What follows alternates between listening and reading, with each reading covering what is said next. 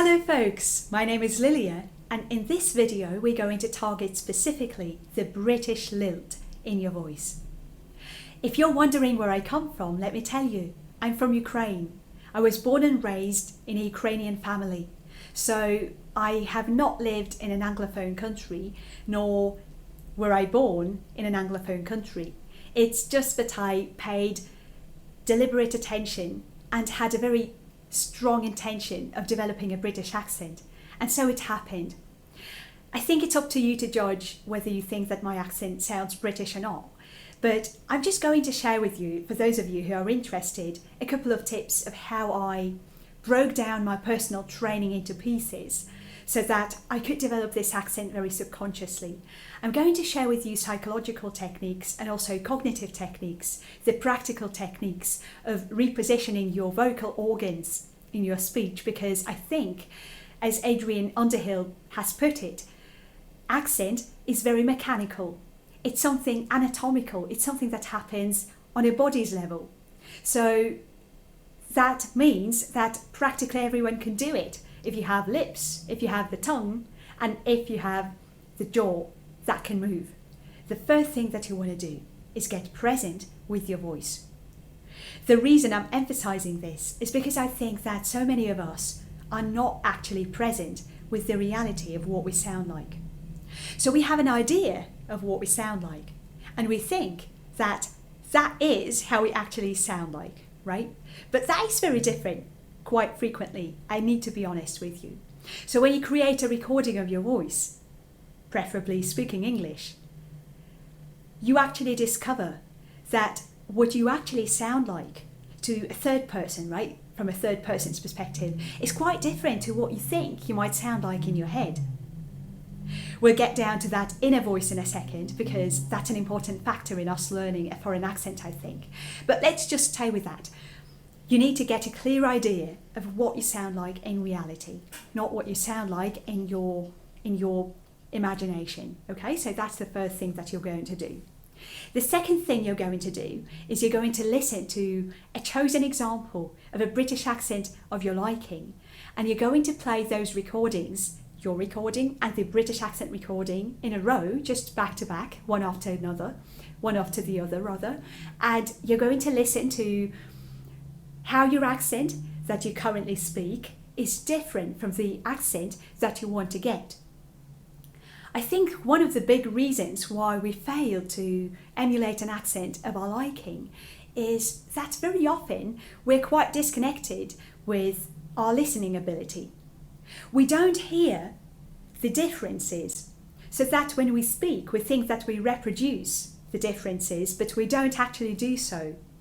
I think it's crucial to break down the British accent model into as many fundamental building blocks as you can, so that you can figure out specifically which distinctions you have to make in your own accent, so that it resembles the accent of your choice. That's an important factor, I think.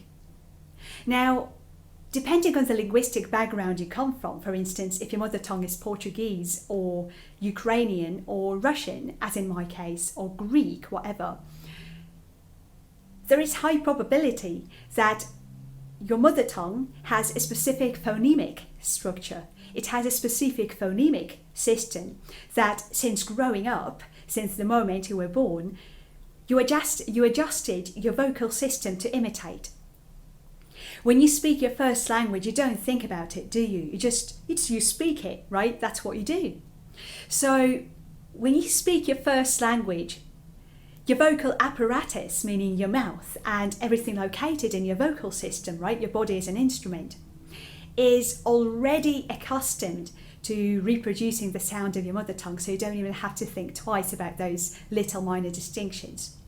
With the second language, though, it's going to be a completely different story, because given that you're adult right now, if you're an adult, or if you're in your late teens, for instance, you will have to deliberately pay attention to readjusting your vocal system to producing certain sounds.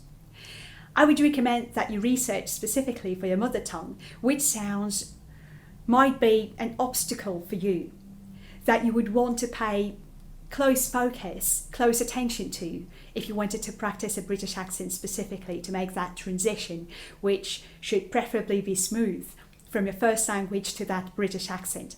For Slavic languages such as Russian, Ukrainian, Hungarian to a certain extent, even though it's not Slavic, is it?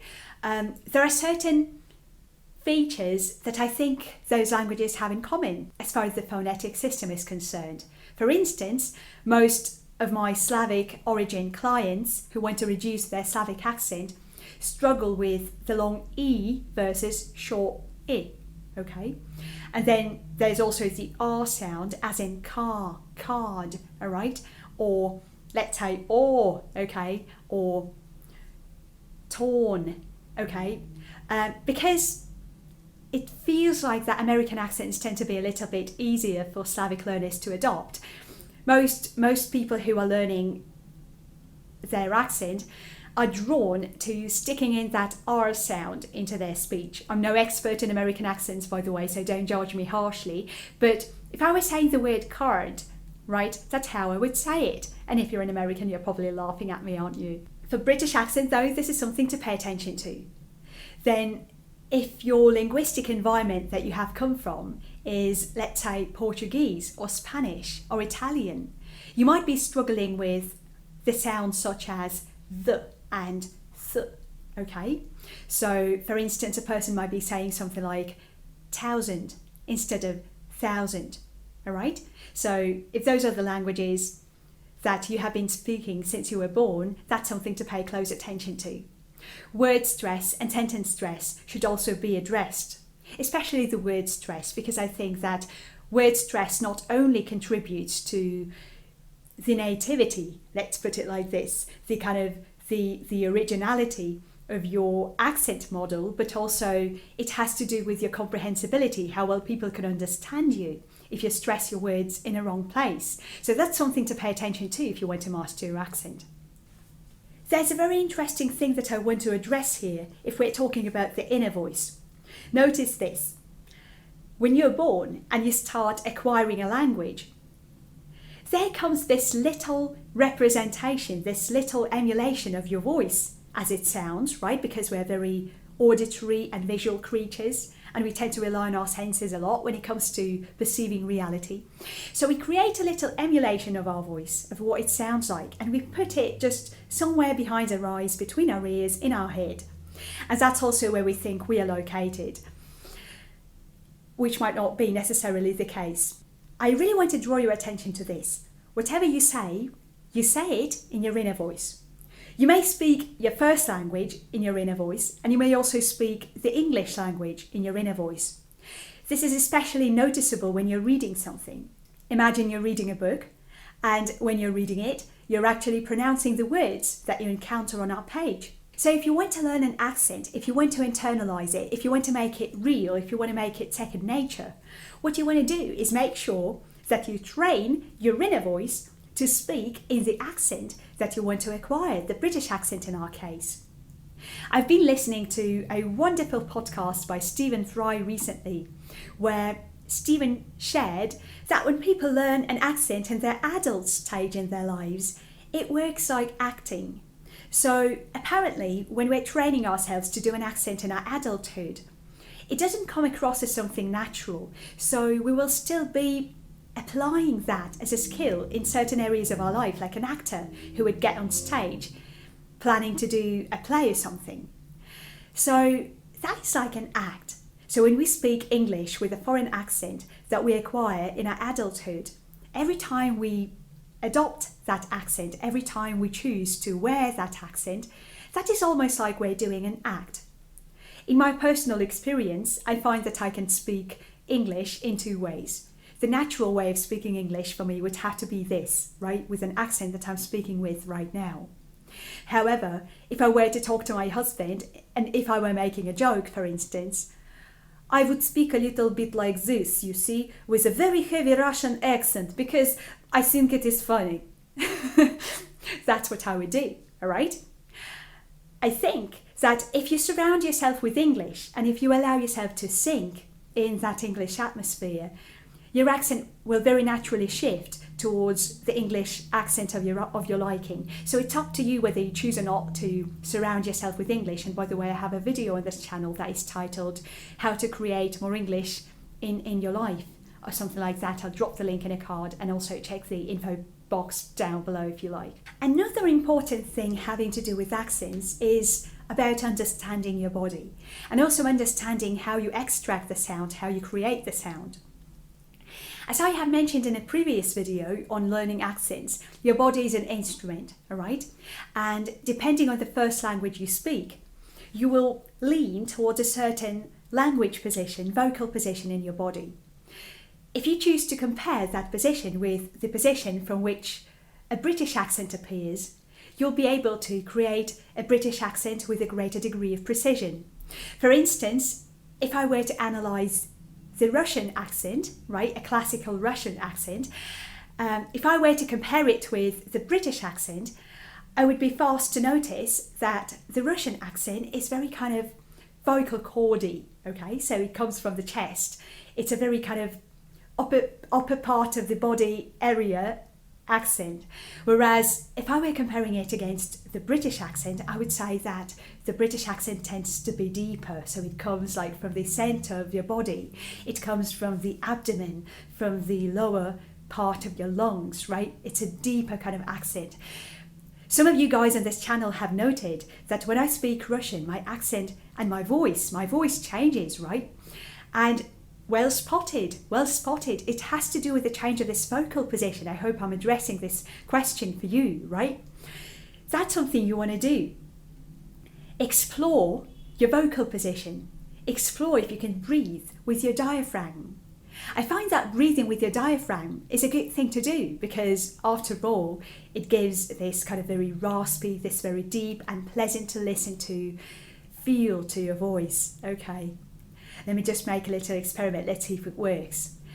Right now, as I'm talking to you, I'm speaking from my diaphragm. And right now, as I'm speaking to you, I'm speaking from my chest. I'm speaking from the upper area of my body. Therefore, my voice sounds a little bit high-pitched and not very fun to listen to, is it? And right now, I'm switching back to my diaphragm, and I find this to be a better way of interacting, because I think we evaluate the person who we're talking to based on their voice even more than based on their looks, to be honest. When I do my vocal recordings in a studio, by the way, using my diaphragm is something of utmost importance. That's something that all narrators do. Those who narrate your favourite audiobooks, they do this. The final tip that I'm going to share with you will have to do on making impressions. On trying to do impressions, right? To just pull on a mask of a different character and try and imitate their voice. Making a fool of yourself is mandatory if you want to master your accent. Don't be afraid of your own voice. I find that so many of my clients have trouble with confidence, with expressing themselves, with being clear, and also saying something in a powerful way. And that influences the sound of their voice, and that influences their ability to develop and master an accent of their liking. So that is something that I really want you to focus on, okay? So let's just make a conclusion of what you will have hopefully learned through this video. First, acknowledge the reality of what you sound like right now. Second, create a recording of yourself and compare it with a vocal recording of a person whose accent you would love to adopt. 3, figure out the individual sounds that are present in the English accent that you want to develop when compared with your first language accent when you speak English, and target specifically those sounds so that you can master them on their own and then later on integrate within your English accent. 4, work with your inner voice. Identify your inner voice as something sounding and emulating your own voice behind the eyes, between the ears position. Train and retrain that inner voice to adopt a British English sounding. You can check this out when you're reading, so keep your ear on your accent in which you read English literature and English books, all right? And make sure that you create a shift in your inner voice so that you can jump into this new sound of your inner voice every time you speak English or you have to speak English. So those would have to be the major tips I would really love to share with you today.